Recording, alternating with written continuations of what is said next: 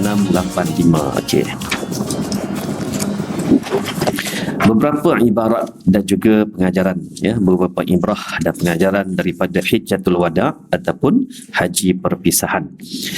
Jadi kebetulannya kita pun dalam bulan-bulan Zulqa'dah, bulan-bulan persediaan untuk haji perpisahan itu.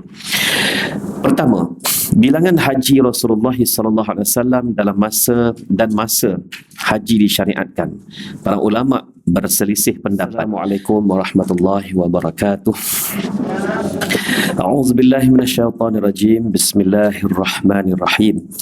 Alhamdulillah nahmaduhu wa nasta'inuhu wa nastaghfiruh wa nusalli wa nusallimu ala sayyidil anbiya'i wal mursalin wa ala alihi wa sahbihi ajma'in.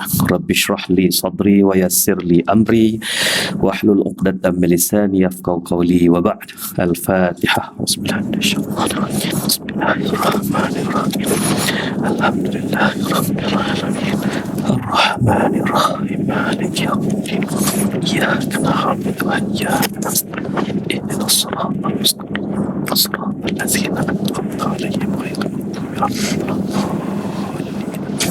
Amin ya rabbal alamin. Alhamdulillah, bersyukur kehadirat Allah Subhanahu wa taala di pertengahan bulan Zulqa'dah ini kita dipertemukan untuk sirah Nabi sallallahu alaihi wasallam berdasarkan kitab Fiqh Sirah oleh Syekh almarhum Syekh Muhammad Said Ramadan Al-Buti. Muka surat berapa? Ada beberapa tanda tu saya kena rujuk. 685. Okey. Beberapa ibarat dan juga pengajaran, ya, beberapa ibrah dan pengajaran daripada Hijjatul Wada ataupun haji perpisahan. Jadi kebetulannya kita pun dalam bulan-bulan Zulqa'dah, bulan-bulan persediaan untuk haji perpisahan itu. Pertama, bilangan haji Rasulullah sallallahu alaihi wasallam dalam masa haji disyariatkan. Para ulama berselisih pendapat. Adakah pernah Rasulullah SAW mengerjakan haji sebelum haji ini dalam Islam? At-Tirmizi dan Ibnu Majah meriwayatkan bahawa Rasulullah SAW pernah mengerjakan haji 3 kali sebelum berhijrah ke Madinah. Dan kata Al-Hafiz Ibnu Hajar dalam Fathul Bari, bilangan haji Rasulullah SAW berdasarkan bilangan rombongan utusan orang-orang Ansar ke Aqabah di Mina. Sesudah mengerjakan haji, mereka datang kali pertama, lalu mereka berjanji dengan baginda.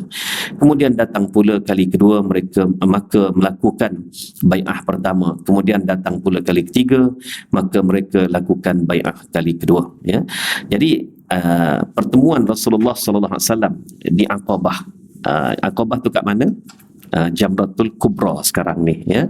Jadi kalau kita sempat selepas melontar di Jamratul Kubra tu, kita sempat jenguk ke kanan sikit, dalam keadaan orang berasak-rasak tu kan, masih nampak satu binaan masjid tak berbumbung warna kekuningan gitu, ya. Itulah tapak tempat Nabi sallallahu alaihi wasallam melakukan bai'ah, melakukan perjanjian dengan orang-orang Madinah. Dinamakan Bai'atul Aqabah tadi sebab area tersebut dinamakan Aqabah, kampung Aqabah. Ya. Jadi dengan beradanya Nabi sallallahu alaihi wasallam di kampung Aqabah ketika melakukan bai'ah itu, difahamkan Nabi mengerjakan haji. Tetapi ada ulama mengatakan tidak. Nabi hanya pergi untuk melakukan bai'ah semata-mata. Sebab walaupun Nabi sallallahu alaihi wasallam tidak mengerjakan haji, namun setiap kali musim haji, Nabi akan ambil kesempatan untuk berada di Mina. Kerana Mina tadi, ya, Mina ni diistilahkan sebagai perut ibu. Ya, perut ibu.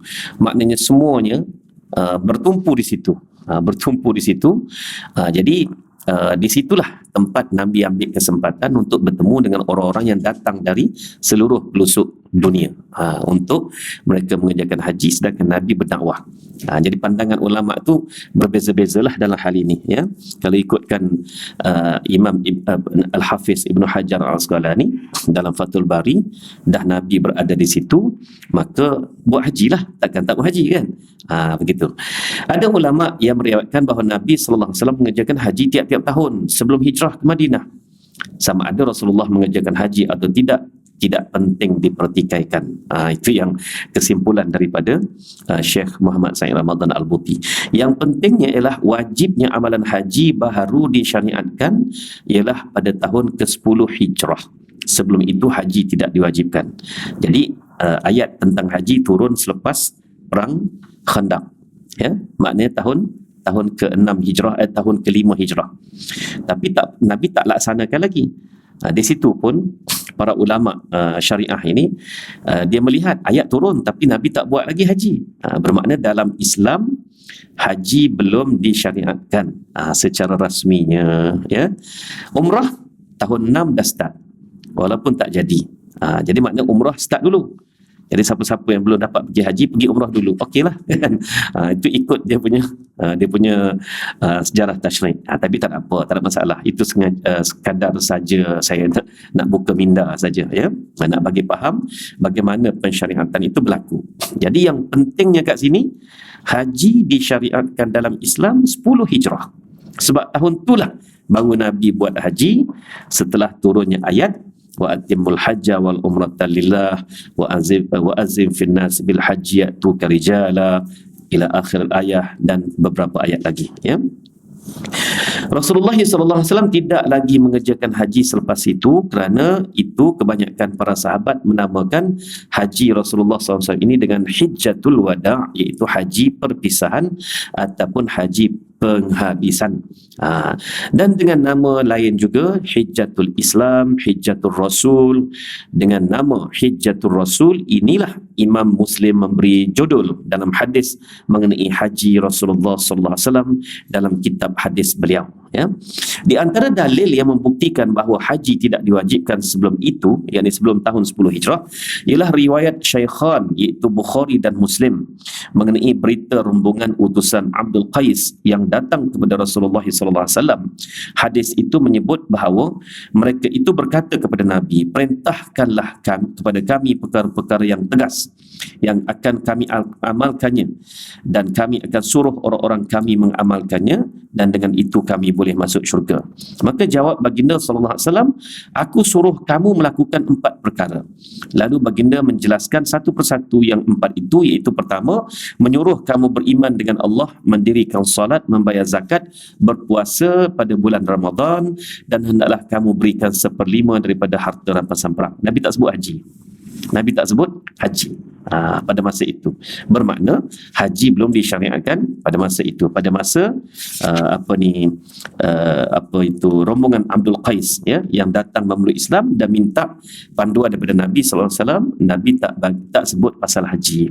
Ini bermakna haji hanya disyariatkan pada tahun 10 Hijrah, iaitu ketika mana Nabi SAW bersama-sama umat Islam mengerjakan haji.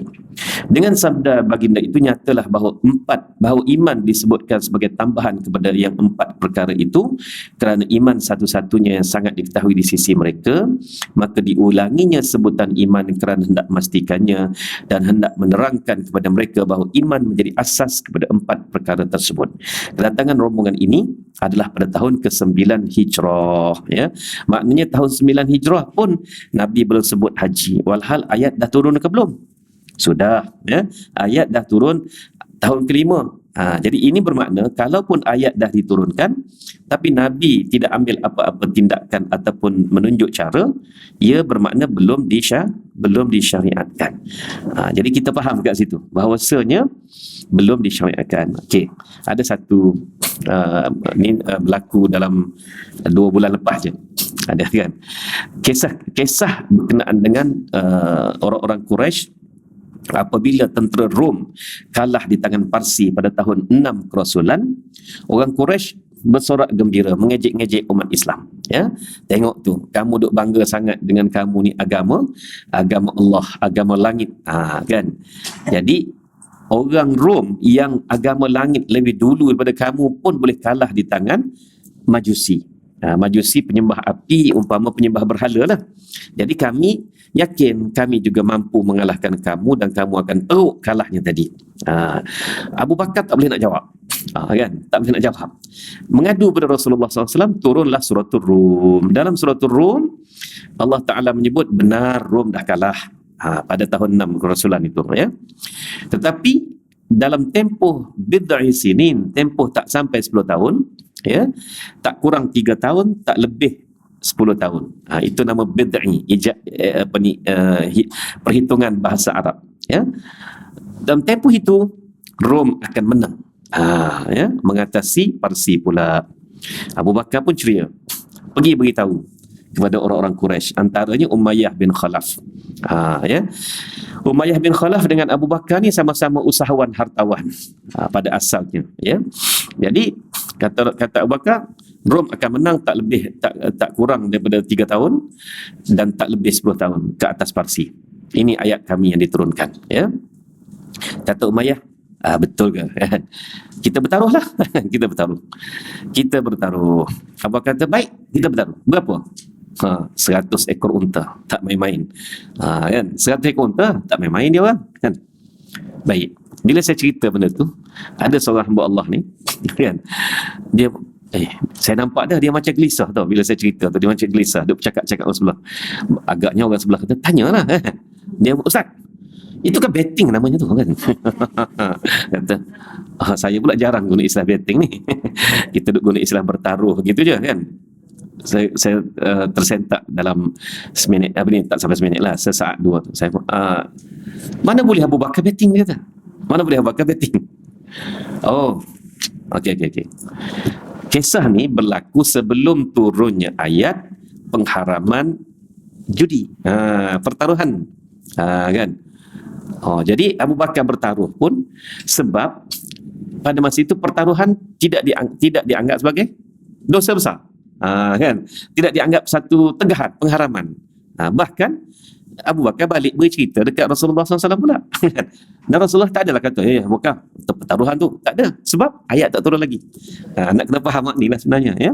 Jadi tuan-tuan, betul-betul 9 tahun kemudian, iaitu pada tahun 2 Hijrah, dari 6 kerasulan, Nabi duduk di Mekah dalam 7 tahun selepas itu. Hijrah, 2 tahun selepas Hijrah, Perang Badar. Meletus Perang Badar, Quraisy lawan Rasulullah SAW dan juga umat Islam. Quraisy kalah, di masa yang sama juga Parsi juga kalah di tangan Rom. Ya, ketika mana berita kemenangan Perang Badar itu sampai, kemenangan tentera Rom pun sampai. Baik, yang menariknya, Abu Bakar tak dapat tuntut dia punya 100 ekor unta tu, ya, tak dapat tuntut. Sebab Umayyah bin Khalaf dah mati hancur dah dalam Perang Badar. Ya, hancur, memang hancur sungguh, dari pinggang sampai ke kaki, kan? Dia hanya jumpa badan saja. Itu pun selamat sebab ada pakai baju besi. Yang bawah tak pakai, kan? Jadi hancur.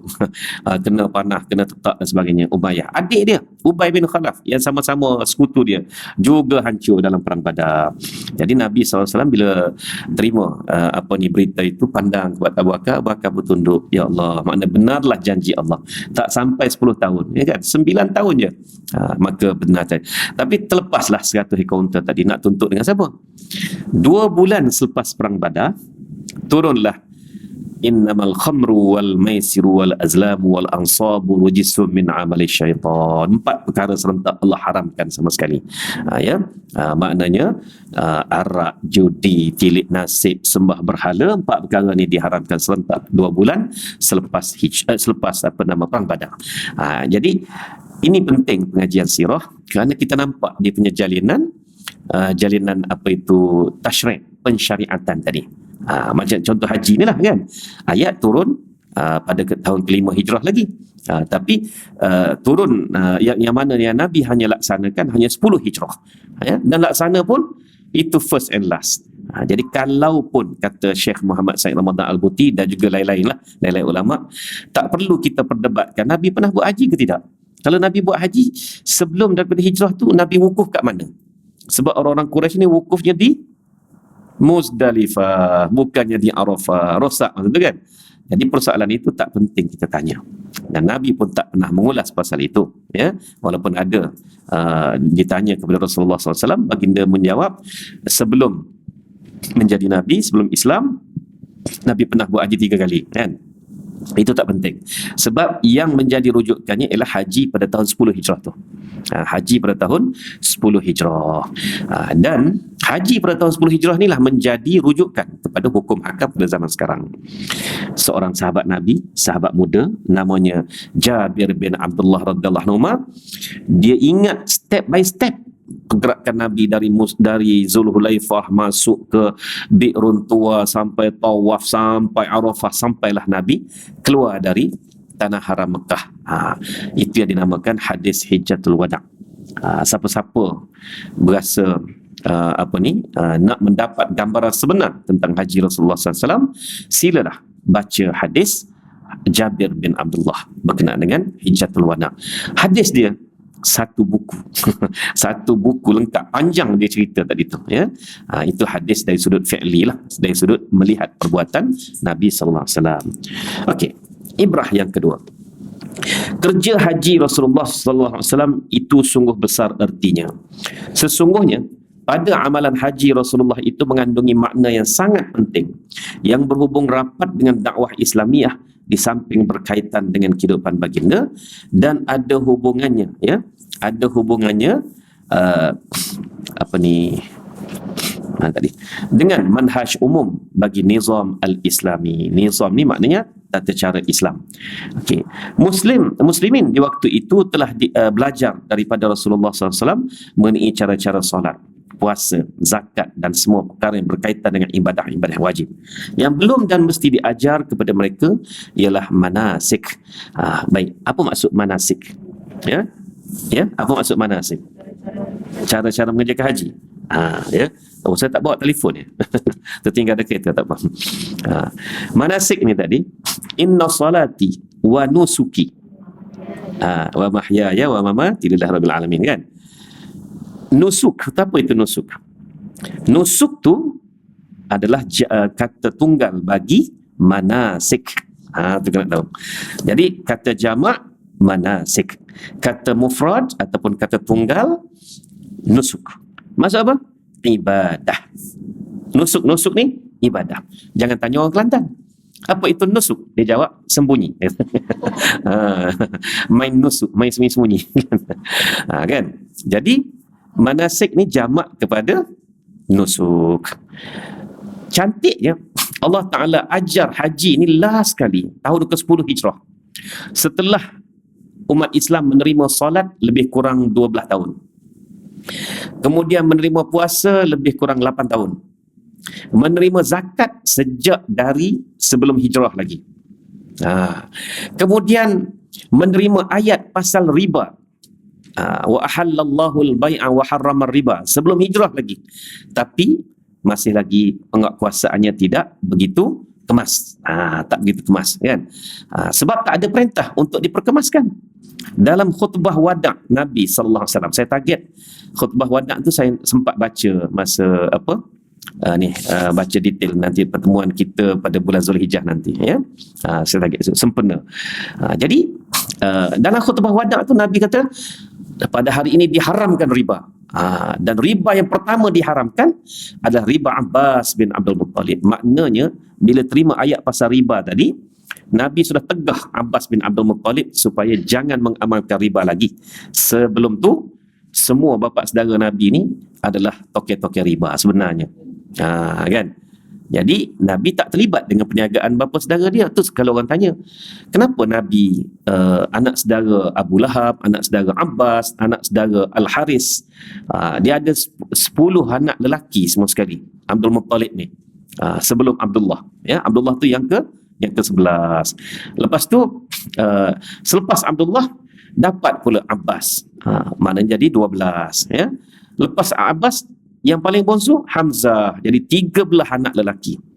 Ini semua ni peniaga-peniaga besar yang terlibat dengan riba. Tapi Nabi ditakdirkan duduk dengan Abu Talib. Abu Talib ni tak sempat nak terlibat dengan riba. Kenapa? Warak ke dia? Tak. Sebabnya nak jadi peniaga riba ni dia kena seorang yang kaya pada masa tu, yang boleh bagi hutang ke orang, lepas tu orang bayar bunga saja, dia pun goyang kaki. Abu Talib ni meniaga sendiri pun tak berapa nak hidup, ya. Jangan kena bagi riba ke orang. Dia pula berhutang riba dengan adik dia Abbas. Ya. Memang masa tu. Cuma masa tu tak ada lagi istilah halong. Memang riba tu halong dah dah. Ya. Itu bisnes adik-beradik Abdullah. Ya. Ya. Dan Abdullah pula mati muda, umur 20 lebih je. Tak sempat nak terlibat dengan riba. Maknanya Allah jaga keluarga Nabi SAW dan keturunan dia tadi tu. Baik. Kenapa yang Nabi ni tak pernah kerja dengan bapa-bapa saudara dia?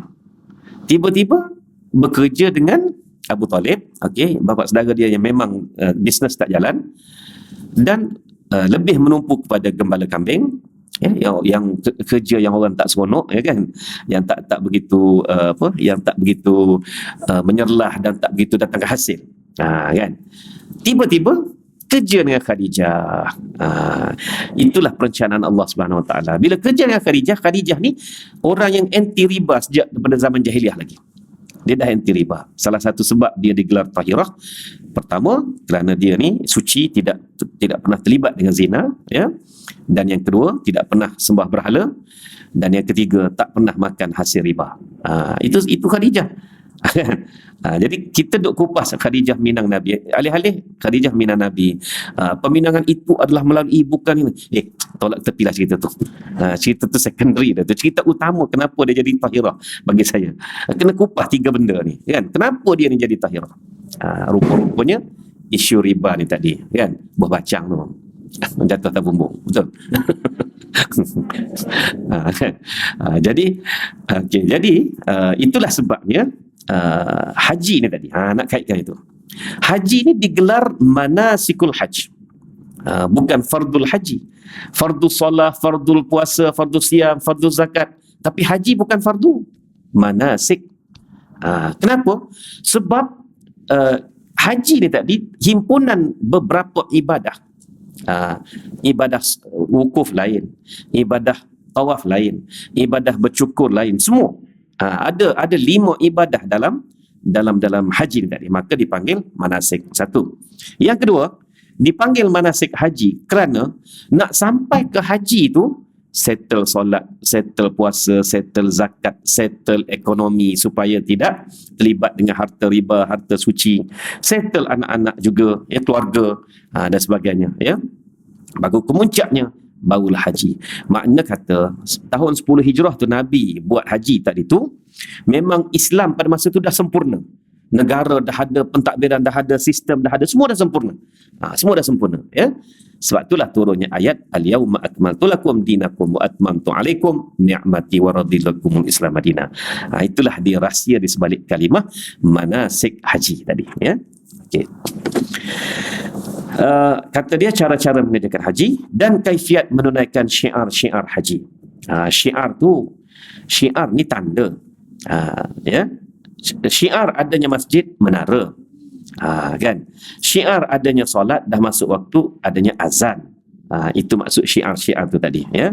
Setelah dihapuskan daripada segala tradisi jahiliah turun-temurun di musim haji, seperti bertepuk tangan, bersorak dan berbogel di masa bertawaf, adat-adat tersebut dihapuskan sekaligus bersama-sama berhala-berhala di Baitullahil Haram. Jadi maknanya sempurnalah haji ni tadi. Jadi sebab itulah kita masa tawaf ni sepatutnya tak bunyi apa, masing-masing berzikir senyap-senyap sendiri-sendiri. Tapi terjadi sekarang tawaf masing-masing menjerit bertempik-tempik, kan. Masing-masing bawa jemaah seakan-akan bangga pula. Aku ni jemaah aku ni dari jauh lagi nampak kuning, oranye, merah, semua tu, ya. Lepas tu masing-masing pula bertalbiah dengan sekuat-kuatnya, berzikir dengan sekuat-kuatnya. Sedangkan semua itu adalah amalan jahiliah. Amalan yang Rasulullah bagi pada masa itu ialah apa dia? Berdoa sendiri-sendiri, berzikir sendiri-sendiri, senyap-senyap, bergerak dengan penuh sopan. Sekarang bertolak-tolak pula, ya. Asak-asak. Sekarang ni balik semula asal, balik asal dah. Sebab COVID dah tak ada, kan, kononnya. Jadi dah balik asal. Baru ni kita duduk tengok, ya Allah, geram nak pergi buat ni, kan. Sebab tengok masing-masing duduk 1 meter masing-masing, ya. Tersusun. Lepas tu nak masuk tawaf tu kena check dulu dalam aplikasi. Boleh tak boleh. Nampak hijau aja, terus tekan boleh masuk. Macam My Sejahtera juga. Sekarang habis dah. Tak tahulah. Itu masalahnya, dia malah jaga. Mengikut Imam An-Nawawi, pada tahun Imam An-Nawawi ni meninggal 766 Hijrah. Ya, Imam Nawawi itulah yang hadis 40, Riyadhus Salihin, Azkar, itulah penulisnya.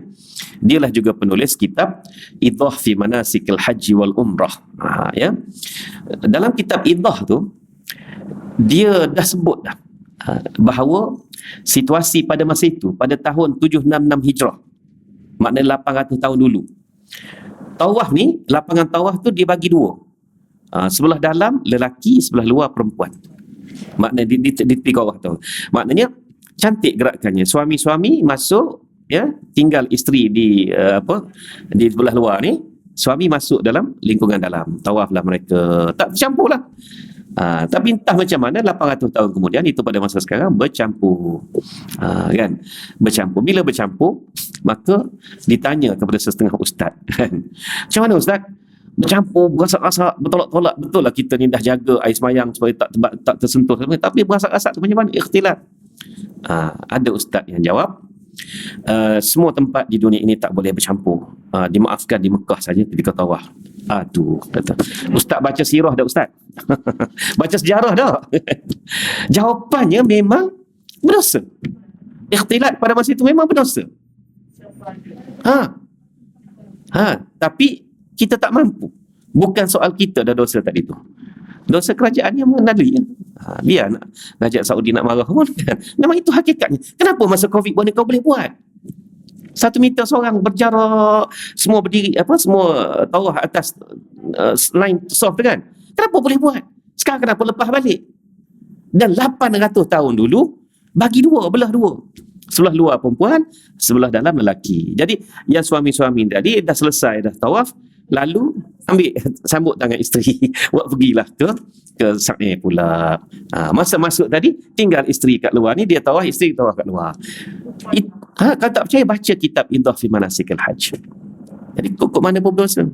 Saya berapa kali ni, kan, sembahyang, Assalamualaikum warahmatullahi, pandang kanan lelaki, kan, Assalamualaikum, Allah. Perempuan duduk sebelah aku rupanya, tak perasan, kan. Aduh, ya Allah, kata, ya, kita pun lagi cepat-cepat masa tu, kan, lagi cepat-cepat. Ya, nak tunjuk. Betul, saya pun rasa gitu. Nak ingatkan balik bahawa jangan berlaku ikhtilat di Kaabah. Tapi dia tak nampak lah benda tu, dia lepas balik. Kan? Pada saya kerajaan tu kerajaan, tapi penguasa Masjidil Haram tu sendiri sepatutnya yang bertindak. Bermula sekarang, kita kena jarak. Ataupun balik semula ke zaman 800 tahun dulu, bagi dua. Sebelah luar perempuan, sebelah dalam lelaki. Itulah cerita dia. Kan? Jadi beranilah menjawab. Kalau tak mendapat maklumat penuh, tak beranilah nak jawab. Ada pula. Ingat, saya memang anti siapa yang jawab. Dia kata semua tempat memang kita tak boleh ikhtilat. Masjid Al-Falah pun tak boleh ikhtilat, perempuan-perempuan dan lelaki-lelaki. Masjid Nabawi pun sama, Masjidil Haram je yang dimaafkan, khasnya di lapangan tawaf. Siapa ulama yang kata gitu? Pernah dengar, kan? Tak, benda tu tak betul sebenarnya. Berdosa tetap berdosa, tapi masalahnya bukan kita yang berdosa tadi tu, sebab kita ni individu. Macam mana? Okey. Soal batal sembahyang tu soal lain. Selagi tak bersentuh kulit ke kulit, ya, maka tak batal lah. Kalau bersentuh tadi, okey. Ini soal pandangan mazhab pula. Ya. Mazhab Syafi'i memang paling keras, maknanya mengatakan dia gini, isunya dalam persentuhan tadi dibimbangi terangsang syahwat. Jika tak ada rangsangan syahwat, maka tidaklah batal wuduk tadi. Semua ulama 4 mazhab setuju dengan prinsip ini. Tapi Syafi'i kata benda rahsia, benda dalam hati, rangsang terangsang ni tak tahu. Maka sebab itulah Syafi'i bagi dia tersentuh batal. Itu poin dia. Kita faham asas kat situlah, kan. Jadi sebab itulah mazhab Syafi'i ini dia lebih banyak berhati-hati, menjaga prevention sebelum terjadi begitu, kan. Manakala mazhab lain dia berpegang kepada asas itulah, sentuh batal tak? Ada syahwat tadi. Ada syahwat pun dia akan kata tak ada apa. Sebab apa? Malah dia ambil wuduk jauh, kan, contohnya. Maknanya ini yang bahaya kepada umat. Dia faham situlah. ya. Tapi isu ikhtilat ni tadi walaupun tak tersentuh tapi duduk bersama-sama berdekatan, isu lain pula. Isu yang memang tidak diperbolehkan. Dalam ibadat dipisahkan, ruangan wanita lain, ruangan lelaki lain, macam tu. Lainlah jika darurat, kan, lainlah jika darurat dalam keadaan perang, dalam keadaan apa, sembahyang sebelah menyebelah apa, itu lain ceritalah. Sekarang ni di Mekah nak darurat apa masa Covid baru ni boleh buat, kenapa sekarang tak boleh buat? Itu persoalannya. Saya dalam bab tu saya main keras sikit lah, sebab kita tahu sumber dia apa, ya. Mana 800 tahun dulu terpisah, bukan tidak terpisah. Ini yang ditulis sendiri oleh Imam An-Nawawi, ya. Ya. Macam tu tadi yang batal tak batal. Ada setengah jemaah tu dia ambil kesempatan Ustaz. Kalau mazhab lain tak batal, dia sengaja berpegangan suami isteri. Dia ambil kesempatan. Jadi macam khusus haji tu macam Ustaz kena. Betul. Saya tegaskan di situ, jangan buat main-main, ya.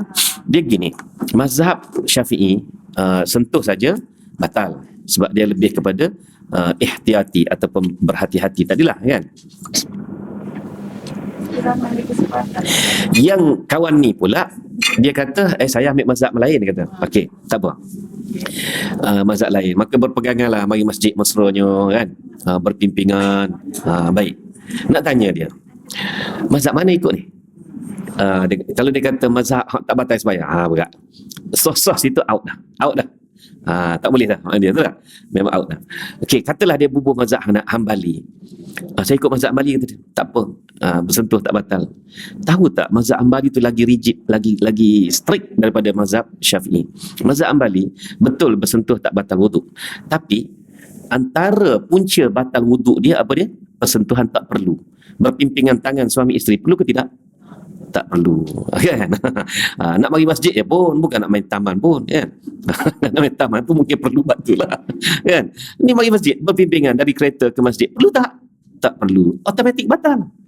Mazhab Hambali lagi strict daripada Syafi'i sebenarnya. Makan daging unta, ya, automatik batal wuduk. Mazhab Hambali. Mazhab Syafi'i tak batal. Tapi disunatkan mengulang wuduk jika makan daging unta. Jaga-jaga tuan-tuan haji-haji buat haji-haji semua, kan, duk makan nasi mandi unta tu, kan. Makan. Dan ini ingat, ya, kalau ambil wuduk cara Hambali batal. Ya. Kalau Syafi'i disunatkan wuduk semula, ya, disunatkan tajdidul wuduk saja, tapi wuduk tak batal. Maknanya siapa yang lebih rigid? Ya, duk kata Syafi'i rigid. Siapa dia? Di situ. Jadi sebab tu kita jangan main-main dalam bab hukum. Kena belajar. Ambil wuduk cara Hambali konon. Ambil wuduk cara Syafi'i. Tapi nak batal cara Hambali, mana boleh. Biarlah kita ambil pada A sampai Z. Kaedah macam tu, ya, kan. Melainkan kita ni memang betul-betul berkeras dalam katalah kita beramal dengan okeylah. Dia kata saya tak guna mazhab, dia kata saya guna terus direct pada Rasulullah SAW. Exactly lagu Rasulullah buat tu macam mana nak tengok? Tak dapat juga. Ni semua ni hearsay belaka, kan. Dan sampai sekarang masih ada lagi orang yang berpegang kononnya untuk secara mazhab Hanafi, dia kata tertentu pun tak batal. La haula wala quwwata illa billah. Awak ambil kitab mana ni? Tak ada kata semua batal mazhab apa sekalipun, sebab hadis yang jelas, ya, khuruju syai'i min ahadis sabilaini, keluar sesuatu tu termasuk angin. Maknanya dah termasuk angin daripada salah satu jalan, makna jalan depan atau jalan belakang, batal. Ini jelas, tak ada mazhab, jangan fitnah. Dia kata mazhab Hanafi, kitab mana? Kitab mana sebut gitu, kan? Dia kata fitnah mazhab Hanafi pula. Sedangkan Hanafi ni adalah ulama pertama yang menghimpunkan hukum hakam, ya, pada era tabi'in. Jangan main-main. Kita pula duk fitnah dia. Ingat dia tu selamba begitu ke? Tak ada. Dia kata kita tengok masjid di Mekah tu, kita tengok di Mekah tu, dia kata geng-geng Pakistan, India ni tidur sampai berguling-guling. Bila qamatnya bangun balik, kan, bangun sembahyang tanpa wuduk. Mu tengok orang rosaklah. Sedangkan hukum asas dia dalam mazhab dia tidak begitu. Mu tengok, kan, kadang-kadang saya sendiri pun pernah tengok dia tidur dah. Tadi kita tengok di hujung sana berguling mari kat sini. Kita pun dah sampai qamah, kita angkat Allahu Akbar takbir, dia duduk tidur lagi masa tu. Lepas tu dia sedar tu, dia bangun semayang sebelah kiri, kita berjadi jadi tertengok ke dia. Kan? Itu masalah kejahilan. Ya, kena belajar. Apa pandangan sekalipun, tak nak guna mazhab sekalipun, kena belajar. Jangan duk hearsay saja. Ya, itu dia. Okey, baik. So sekarang apa lagi ibrahnya? Sesungguhnya seruan untuk mengerjakan haji di Baitullah tetap kekal hingga hari kiamat. Bermula 2000 sebelum Masihi. Tarikh haji mula dilaksanakan oleh Nabi Ibrahim dan Ismail AS 2000 SM. Sekarang dah 2022, malah dah 4022 tahun, ya. Katalah 1000 tahun lagi baru kiamat, 1000 tahun itu jugalah haji akan kekal. Kerana seruan itu ialah seruan Nabi Ibrahim AS, datuk kepada para nabi, seruan yang diperintahkan oleh Allah Subhanahu wa taala, tetapi beberapa penyelewengan dan amalan sesat keberhalaan telah ditokok tambahkan hingga menjadi tradisi kufur dan syirik. Kemudian datanglah Islam membasuh semua kotoran dalam bentuk tradisi kufur dan syirik yang dicelup dan dicontengkan. Datangnya Islam mengembalikan semua kebersihan yang sebenarnya kepada Allah dan terpancarlah nur tauhid. Maka kerana itulah Rasulullah SAW memberitahu kepada manusia bahawa baginda akan pergi mengerjakan haji di Baitullahil Haram. Kerana itu jugalah datanglah manusia dari seluruh daerah serta kawasan ke Madinah dengan tujuan hendak pergi mengerjakan haji beramai-ramai bersama-sama Rasulullah SAW, untuk mereka pelajari cara amalan haji yang betul supaya tidak lagi mereka jatuh ke dalam tradisi jahiliah yang sesat. Jadi Rasulullah SAW berbulan-bulan sebelum pergi haji seru manusia ni datang mengerjakan haji. Dekat nak pergi haji, sepupu baginda sallallahu alaihi wasallam sendiri, ya, sepupu baginda daripada Az-Zubair, ya, Az-Zubair ibni Abdul Muttalib, ya, mana sepupu kuat lah, ya. Kalau mazhab Hanafi, dia ada sepupu ni sepupu kuat, sepupu tak kuat. Sepupu kuat ni macam adik-beradik, mana ayah sama ayah adik-beradik, maka sepupu lelaki perempuan ni tak sah kahwin. Ya, dan mazhab Hanafi berpegang begitu, ya. Mazhab Syafi'i tidak digalakkan sahaja, sebab memang istilah sepupu kuat tu ada, ya. Jadi Nabi dengan Diba'ah binti Zubair, ini sepupu kuat, sebab Zubair dengan Abdullah adik-beradik. Diba'ah dekat nak pergi haji tu, dekat nak bertolak tu, demam berat. Nabi SAW sampai pergi tanya Diba'ah, kamu tak nak pergi haji ke? Aku nak pergi haji ni. Nak pergi ya Rasulullah, ya, tapi saya tak larat, saya demam sangat. Nabi gesa lagi, ya. Nabi kata, baik, kalau begitu kamu berihramlah nanti dan niatkan di mana aku terhalang, mana tempat tak larat dah, aku jadi halal. Dalil ihram bersyarat itu dari situlah, daripada Diba'ah binti Zubair bin Abdul Muttalib radhiyallahu anha, ya. Jadi ya, tapi dalam haji jangan buat gitu. Dalam haji, kalau dia pernah satu ketika tu saya bertugas dengan seorang ustazah yang saya panggil bonda pada dia. Sebab apa bonda? Sebab dia pun sama tua dengan mak saya, dan saya pun banyak belajar daripada ustazah ni lah, ya. Ustazah bonda ni. Jadi saya bertugas guru haji lelaki, bonda guru haji perempuan wanita. Sampai di Arafah pukul 11 pagi. Pukul 11 pagi di Arafah. Tiba-tiba je bonda ni mari tu congak. Dia tubuh jenis tinggi lampai langsing gitu, maknanya tegak. Walaupun dia tu sama tua dengan mak saya, maksud tu dalam 60 lebih lah, tapi tegak lagi jalan. Ustaz kata, ni dengar bonda nak cakap ni. Apa dia kata? Saya duk fikir macam mana pula aku duk tanya dia selama ni, takkan dia tanya aku pula pasal hukum, kan? Dia lagi senior, kan? Ada seorang jemaah haji wanita ni, dia berniat ihram bersyarat di Mekah masa bertolak, sebelum bertolak tu. Dia kata apa? Andainya haidku datang, maka halallah aku, kata dia. Kan? Sebab ni belajar tak habis lah ni, mengajar pun tak habis sebenarnya. Dia pun naik bas pergi ke Arafah, tiba-tiba dalam 10 pagi kita lebih kurang, 9 Zulhijjah nak wukuf lalar, kan? Dia masuk tandas, haid sungguh. Maka Allah tolong dia, Dia pergi tahu bonda, dia kata bonda, dia kata ustazah, dia panggil ustazah. Ustazah, saya tadi begini. So sekarang ni saya tak ada ihram lah kan, kata dia. So saya ni tak ada larangan ihram lah kan, kata dia. Bonda dengar ni, memang tak ada. Urut dada dia. Memang duduk, memang tak ada. Tapi awak tak ada haji, awak tahu tak, dia kata. Haji awak tak ada. Macam mana pula gitu? Saya duk belajar selama ni. Ihram bersyarat. Dia tak faham. Kalau tak ada ihram, tak adalah haji. Tak adalah umrah. Yang kita duk beri niat ihram bersyarat kepada wanita-wanita ni, supaya mereka ni bila nak balik tanah air tak terikat duk tunggu tak selesai umrah lagi kerana terperangkap dalam isu haid tadi tu. Tapi kalau dalam haji, ya, sebab tu salah satu cara kita nak tentukan tawaran tarikh keberangkatan dengan tabung haji tu, kena cek tarikh haid tu. Tu salah satu caranya, ya. Supaya kalaulah tiba-tiba dijangka pada 9 Zulhijjah itu kebetulan tempoh haid, jangan ambil KT1. Sebab KT1 14 hari bulan dah keluar lagi ke Jeddah. Jadi kalau baru start haid pada masa tu, kita katalah 7 hari, maknanya sekitar 16-17 baru tamat. Jadi sebab itulah ambil yang ke depan sikit. Itu sebenarnya kalau orang kursus haji, dia memang diajar begitu.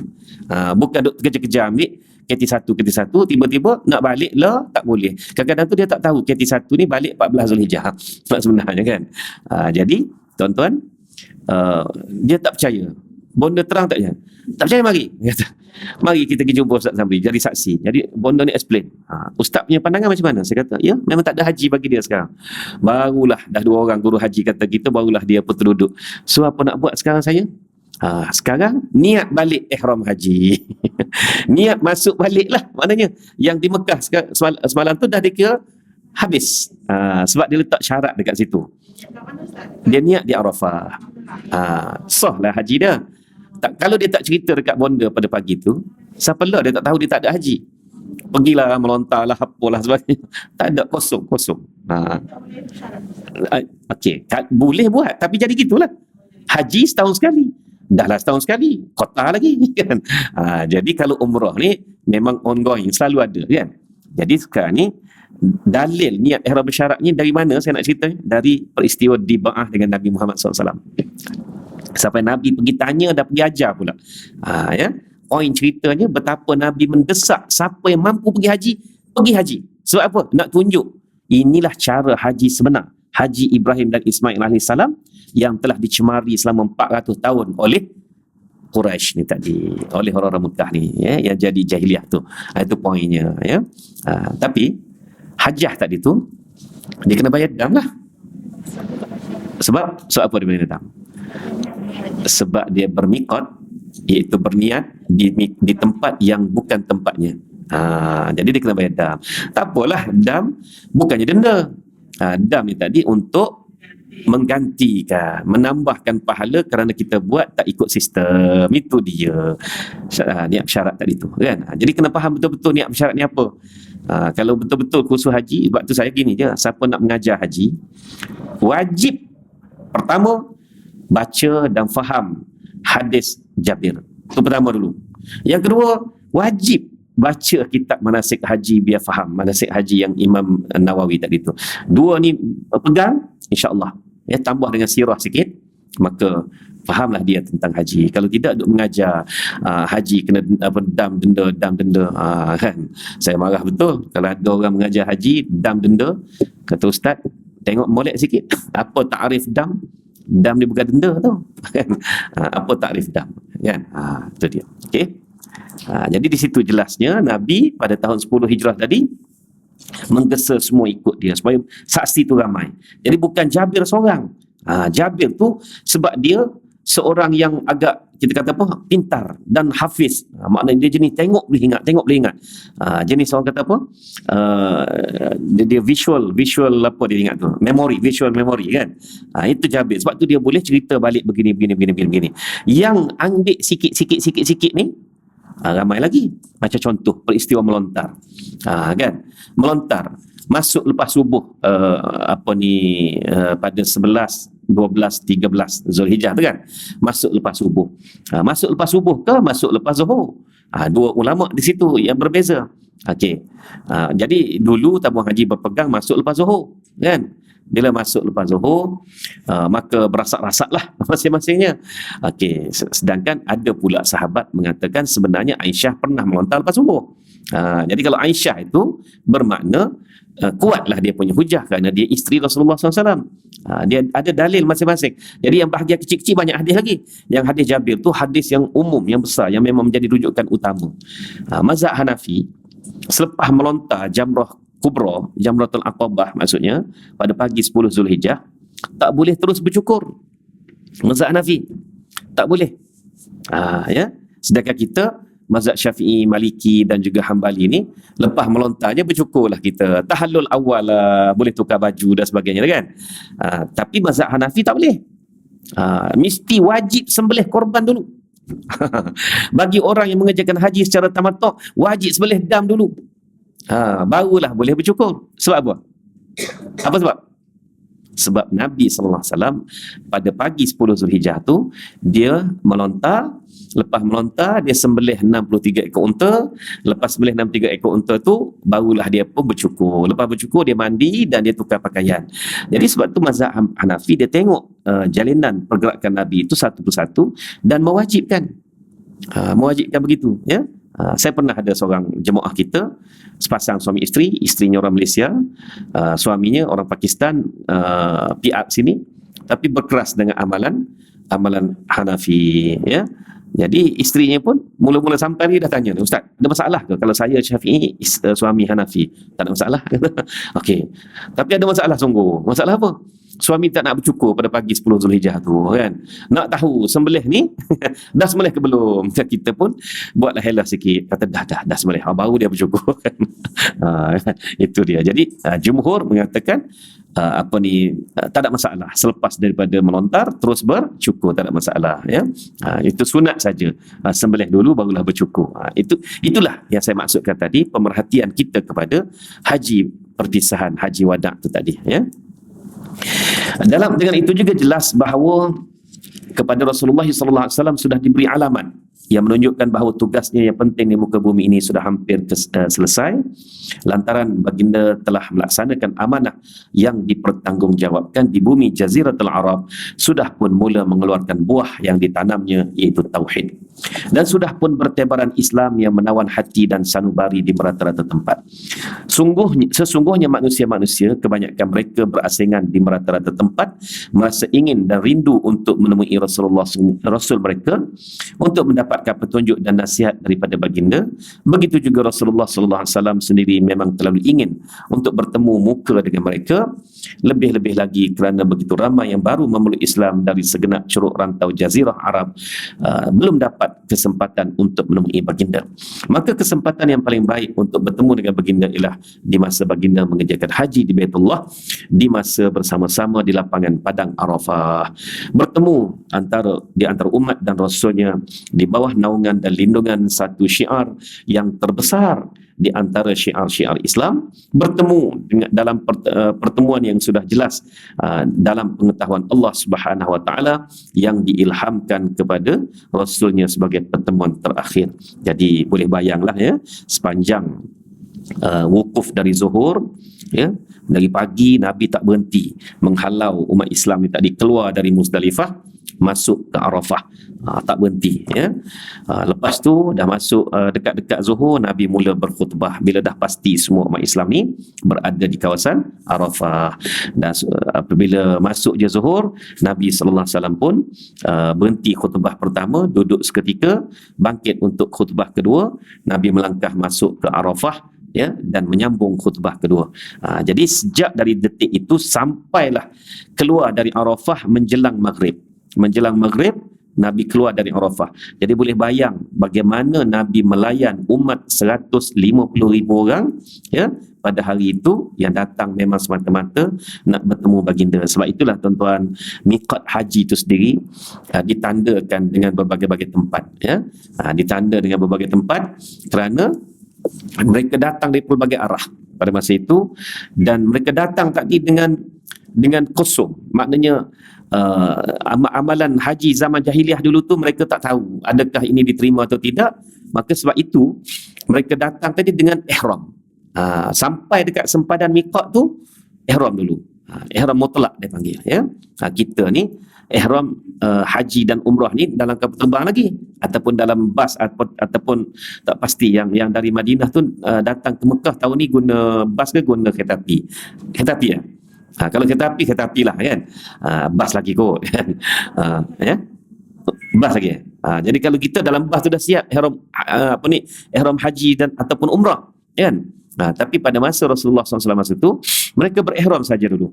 Tak tentu lagi nak buat haji ke nak buat umrah. Hikmahnya kenapa? Hikmahnya nak tengok haji Rasulullah SAW tu bagaimana. Sebab haji ini berbeza sama sekali dengan haji zaman jahiliah, zaman Quraisy tu tadi kan. 400 tahun, bayangkan benda rosak 400 tahun, Nabi nak baiki semula, nak bawa hak baru, bukan senang benda ni nak diimplementkan, ya tak? Jadi itulah yang menyebabkan Nabi mengajar kita sempadan miqat tadi tu ihram dulu. Yang lain-lain mari aku tunjuk. Katanya. Okey. Rasulullah SAW sendiri juga ingin untuk bertemu dengan himpunan manusia-manusia muslimin yang begitu ramai. Kehadiran mereka merupakan hasil jihadnya yang berterusan selama 23 tahun untuk menyampaikan kepada mereka serba ringkas mengenai pengetahuan dan peraturan Islam dalam ucapannya yang menyeluruh, kandungan isinya dalam nasihatnya yang ringkas tetapi mengandungi kenyataan-kenyataan dari isi hatinya yang begitu kasih terhadap umatnya, bertemu untuk menatap muka-muka mereka, untuk mengenali baka dan keturunan yang akan datang dari mereka kemudian kelak, supaya baka dan keturunan itu disampaikan nasihat dan wasiatnya menembusi tembok-tembok zaman dan dinding-dinding kurun. Itulah dia sebahagian di antara pengertian haji yang dikerjakan oleh Rasulullah SAW, iaitu hijjatul wada, ya, ataupun hijjatul wida pun boleh juga. Wida ni dia panggil apa? Slang yang gharib, yang ganjil. Slang sebenar wada, ya. Wada. Jadi yang wida ni senang cerita slang orang kampung lah. Kan? Slang yang bahasa baku ni wada, gitu, ya. Jadi boleh dua-dua, boleh pakai dua-dua. Anda dapat melihat dengan jelas makna dan pengertian haji itu dalam khutbahnya disampaikan di Wadi Arafah pada hari Arafah. Okeylah. Jadi insya-Allah dalam pertemuan akan datang, masih lagi dalam bulan Zulkaidah, jika tidak ada aral, kita akan mengupas berkenaan dengan apa itu khutbah wada, ya. Jadi sempat saya ingatkan target sampai heret masuk ke dalam bulan Zulhijjah kan. Ni tak sempatlah, mana masuk bulan Zulkaidah lagi pun dah ada khutbah wada ni tadi. Okey, insya-Allah ada soalan?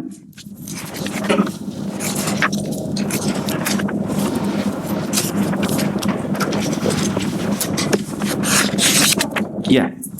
Macam Ustaz cakap tadi, kalau kita sembahyang ada orang lelaki dia. Macam sembahyang kita okey. Sembahyang sah. Sah, tak ada masalah. Betul. Betang lagi. Jadi kat situ jadi dialah yang berdosanya kerana masuk kawasan tu. Sedangkan kawasan tu dah ditetapkan oleh oleh penguasa sebagai tempat wanita kan. Gitu.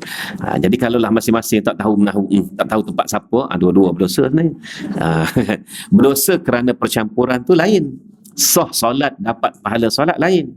Kan? Ada orang bila kita cakap macam tu, dia kata apa? Dia kata dah kosong lah, kata. Kosong. Pasal dapat pahala, dapat dosa kosong. Kira pahala dosa itu Allah punya kuasa kan. Punya hak, jangan ambil hak Allah kan. Ya, sekarang ni kita kena faham solat macam gini. Dia solat dengan kain curi. Curi berdosa kan? Solatnya sah. Macam itulah. Solatnya sah, dapat pahala jemaah insya-Allah kan. Tapi berdosa sebab ikhtilaf, bercampur, gitu ya. Jadi kalau dah tempat wanita tu, tempat wanita lah, jangan duk pergi masuk. Jangan pula duk risau, dah tempat wanita pun takut tertukar isteri dia, asalnya putih melepak, mana keluar tengok gelap, bila pula isteri aku jadi Afrika. Itu dia duk jaga sangat tu kali. Yang masuk juga ke tempat wanita tu, memang Ya Allah, saya heran sungguh. Memang dah tempat wanita tu dah ada dah kan. Ada lelaki yang masuk tu, betul. Dia lah yang boleh masuk, ya. Kasih saja. Dia takut isteri saya Syria lah tu. Kasih saja tu. Apa dia? Kasih saja. Itu kes lain. Kes tu memang dia kok mana pun kena duduk dengan lelaki. Ya. Dia kalau khunsa lain. Kalau khunsa ni dia dibiarkan dengan dua jantina begitu sampailah dia menetapkan hatinya nak jadi wanita atau nak jadi lelaki. Selepas itu dah dia tetap dah nak jadi lelaki, lalu dia buatlah proses pembedahan dan sebagainya, maka dia lelaki. Dan tapi kalau dia pula tiba-tiba nak pakai wanita dan masih mengaku wanita, maka berdosalah hidupnya. Ya. Macam mana?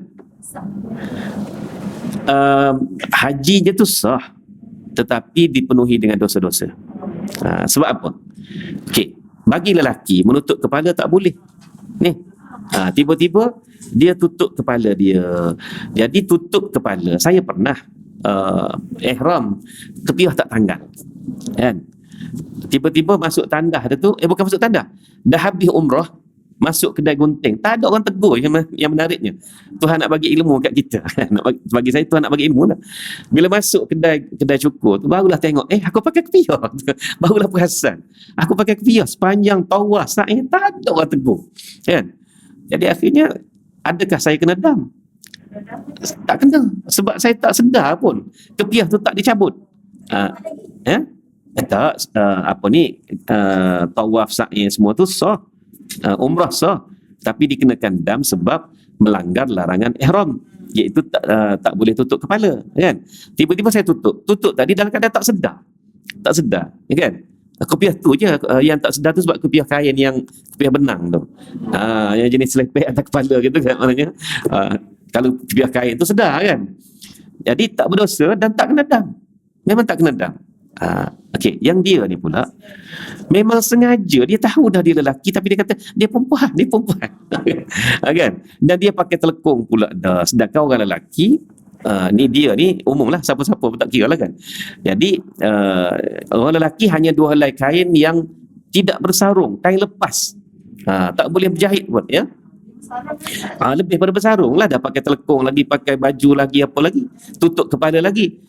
Dia dikenakan dam, cuba kira berapa dam dia kena, kepala, tubuh semua kan. Setiap helai pakaian yang bersarung tu dia kena satu dam, kan. Jadi dam ni tadi, okey, saya buat contoh ya. Ada seorang apa ni nak kata, pekerja ni dia tidak dibenarkan buat haji, ya. Dia tidak dibenarkan buat haji dan dia diwajibkan beruniform. Jadi dia beruniform lah, seluar pakai, baju pakai, topi pun kena pakai, kan. Kemudian kasut pun kena pakai lah, tak boleh pakai slipper sebab dia pekerja beruniform. Saya tak nak sebut lah dia pekerja apa, tapi dia kata dia nak buat haji juga. So sekarang ni dia pun buat haji, dia niat ihram, sah hajinya sah, ihramnya sah, tapi dia dikenakan dam sebab tutup kepala, pakai baju, pakai seluar, pakai kasut, kan, pakai kasut. So 3 dam situ kena, 4 dam, topi, baju, 4 dam kan. Tapi dia tak berdosa. Yang berdosa adalah siapa? Tokeh dia. Sebab Nabi dah kata dah, orang yang pergi ke Arafah pada masa haji ni tak buat haji, jahil, Nabi kata. Maknanya tokeh dia, bos dia sepatutnya tak halang kawan ni. Bertugas-bertugaslah, susah apanya. Kan? Nabi sendiri menghalau umat Islam supaya keluar dari Muzdalifah dengan 2 helai kain ihram, naik unta. Susah, lagi kuat tugas Nabi kan. Boleh pun buat haji. Yang sekarang ni dia ni bukan tugas apa pun, tugas driver je pun. Terkeluar perkataan. Tugas driver je pun kan. Bukannya susah pun bawa benda berenjin. Tapi kenapa yang kamu tak nak bagi? Sebab penuhnya disiplin dan sebagainya. Sekarang ni yang tanggung dosa itu adalah bos dia. Dan dia ni tadi bayarlah dam sebab dia dah langgar larangan ihram. Jadi dengan dia bayar dam tu terimbuhlah kekurangan yang dia lakukan masa berihram dengan pahala dam, pahala sedekah. Itulah konsep dam sebenarnya. Boleh faham tak? Ya, dam ni bukan denda tu kan? Tapi dia rapat-rapat sangat antara denda dengan tu, ya. Tapi ada kalanya dam tu denda ada, seperti dam tertib wa ta'dil. Apa kesalahannya? Kesalahannya kerana bersama suami isteri sebelum tahlul, ya, tahlul awal. Nah, itu memang bersifat denda sungguh yang itu, ya, dam tertib wa ta'dil. Hajinya pun batal. Ya. Jadi dalam kes dia ni tadi, kes orang yang mengaku perempuan ni tadi, ya, dia tahu dia lelaki dan tak boleh jadi perempuan. Dia bukan khunsa, kan? Tapi dia pergi haji dengan watak perempuan. Dahlah dia ikhtilat, mengganggu ketenteraman awam, ketenteraman wanita-wanita lain, nak duduk tempat tu juga dan sebagainya. Ya. Nak masuk raudah dengan wanita juga lagi susah sebenarnya. Masuk raudah dengan lelaki lagi senang, kan? Jadi dia nak masuk dengan wanita, dia berdosa kerana ketenteraman awam, kerana melanggar larangan ihram dengan sengaja dan sebagainya. Lagi banyak. Haji sah, tak masalah, haji sah. Gitu. Ya. Ya, sampai Z kena dam, dan dam tu pula dam dan berdosa kerana sengaja melanggar. Yang dam tadi untuk menampal ataupun menampung kekurangan tadi tu tak berdosa. Bahkan kalau dia tak mampu, dimaafkan. Contoh, ya, tertib wa takdir. Dam tertib wa takdir. Mula-mula seekor kambing. Kalau tak mampu seekor kambing, hendaklah dia bersedekah 10 orang makan, ya, untuk kadar 1 hari makan. Kalau tak mampu juga, dia berpuasa di Mekah 3 hari 7 hari di tanah airnya, kan? Tak mampu juga, tertanggung di atas zimmahnya. Maknanya dia tidak akan dituntut untuk mengeluarkan dam tadi sehinggalah dia mampu. Sehinggalah dia ada duit, barulah dia wajib keluarkan dam tadi. Maknanya dam ni bukan denda, sebaliknya usaha untuk menampung kekurangan di dalam perkara-perkara wajib haji. Itu dia. Dah tak mampu, dimaafkan. Tiba-tibalah ada orang, kan? Ni kisah ni mungkin saya pernah cerita. Seorang anak muda umur 22 tahun. Masa tu masa mudah lah, masa nak ambil kota haji ni mudah, ya. 22 tahun, nenek dia jadikan mahram. Nenek dia jadikan mahram, ayah dia bagi bekal 1,000, semua nenek sponsor 1,000 je ayah dia bagi bekal dekat dia ketika hari nak berangkat. Kursus haji apa benda pun tak ada, kan? Jadi lepas tu sampai di Mekah, dia buat umrah. Lepas tu dia barulah dia kursus haji dengan saya. Saya pun suka melayan remaja-remaja ni. So, Ustaz, saya ni kena dam lah, ya. Kata, kena dam lah. Saya tak ada duit, Ustaz. Dah kata ayah ada bekas 1,000 tu, keluarlah kambing seekor 300.5 yang baru. Itulah, Ustaz, ingat nak belilah souvenir ke kawan, kata. Lurus saya budak ni, kan. Saya kata, dah nenek sponsor semua sekali, sponsor lah dam sekali. Malu lah, Ustaz, nak minta nenek lagi. Dah lah aiskrim pun nenek taja dia. Saya ingat dialog tu sebiji, kan. Okey, kata tak apa, ya. So sekarang ni awak bayar dam dengan cara puasa. Macam mana? Okey, puasa macam mana? 3 hari di Mekah, 7 hari di Malaysia. Okey. 3 hari di Mekah ni dalam ihram sebenarnya. So orang lain masuk ihram pada 8 hari bulan, pergi ke Arafah, kan? 8 hari bulan pergi Arafah. So dia ni masuk ihram 7 hari bulan. 7 dah ihram dan berpuasa pada hari itu. Dan berpakaian ihram lah. 7, 8, 9. 9 pun dia berpuasa, walaupun orang lain dah makruh puasa. Kalau tak nak puasa 9, ya, sebab makruh puasa 9 tu bagi orang haji, dia masuk ihram 6 hari bulan. Dia pun kira-kira congak mari, start 7 lah, Ustaz. Okey, start 7, ya. Dia pun start 7 tu berihram lah dia di Mekah tadi tu 3 hari settle. Lepas tu lambat lagi nak balik ni, mari tanya pula, Ustaz, yang 7 hari tu kalau buat sekarang boleh tak? Dia kata, budak ni pandai-pandai pula. Orang kata di Malaysia lah, kan. Terpaksa saya merujuk pula kepada pakar rujuk, ya. Merujuk kepada pakar rujuk, dibolehkan. Tak apa, dibolehkan lah. Habis kat Mekah, tak ada satu sen pun keluar dam. Dam dah 10 hari puasa tu. Kat situ, kan. Itulah konsep dam ni tadi, ya. Okey. Okey, masuk soalan haji pula dah. Ini kena charge lain ni. Kursus haji ni. Ini bukan kursus sirah ni, kursus haji dah, kan. Okey, alhamdulillah, insya-Allah selamat menunaikan ibadah dalam bulan Zulhijjah yang mulia, khasnya dalam bulan Zulhijjah nanti, ya. 9 hari 10 malam dalam bulan Zulhijjah adalah malam-malam ibadah. Wal fajri wa layalin ashr itu, wa layalin ashr itu adalah termasuk di dalam 10 malam pertama pertama Zulhijjah kan. Jadi kita berkiam pada 10 malam itu sekadar kita mampu, dan sepanjang 1 sampai 9 itu puasalah ya. Nak puasa semua pun boleh, nak puasa beberapa hari pun boleh. 9 Zulhijjah, Yaumut Tasu'ah, Elias, Yaumul Arafah, kita berpuasa pula insya-Allah ya. Jadi kita tangguhkan dengan tasbih kafarah dan juga salatul asr. Subhanakallahumma wa bihamdika asyhadu an la ilaha illa anta, bismillahirrahmanirrahim, wal 'asr innal insana lafi khusr illa alladziina amanu wa 'amilus shalihat wa tawassaw bil haqq wa tawassaw bis sabr. Shadaqallahul azim. Wassalamu alaikum warahmatullahi wabarakatuh.